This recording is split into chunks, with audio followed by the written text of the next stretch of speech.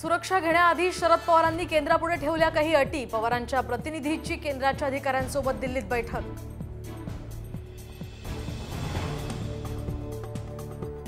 राज्यातील 93 आरोग्य संस्थांसाठी 2603 कंत्राटी पदं भरली जाणार।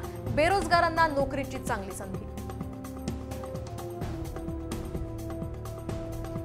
लालपरीलाही उभारी। एसटी बसेसच्या ताफ्यात आता आणखी 100 बसेस दाखल होणार।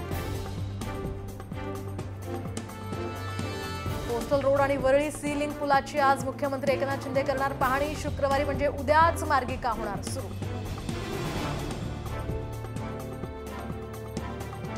संभाजीनगरमध्ये बेशिस्त रिक्षा चालकांवर कारवाई। दिवसभरात 480 रिक्षांची तपासणी, त्यापैकी 113 रिक्षा जप्त। मालमत्ता कराची कमी वसुली करणारे लिपिक आता संभाजीनगर महापालिकेच्या रडारवर। मालमत्ता कराची वसुली वाढवा, अन्यथा बडतर्फ। मनपा प्रशासकांचा लिपिकांना इशारा।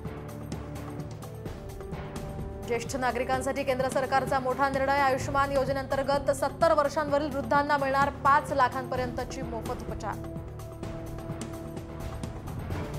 गोंदियात बैलाला वाचवताना चालकाचं एसटीवरील नियंत्रण सुटलं। बसची 4 वाहनांना धडक, तर प्रवासीही काही यामध्ये जखमी।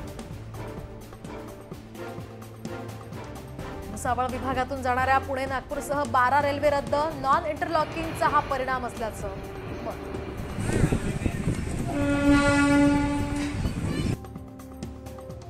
भाजीपाला पुन्हा महागला। मटार खातोय भाव। किरकोळ बाजारामध्ये दर 260 वर। सणांमधील मागणीमुळे इतर भाज्याही 100.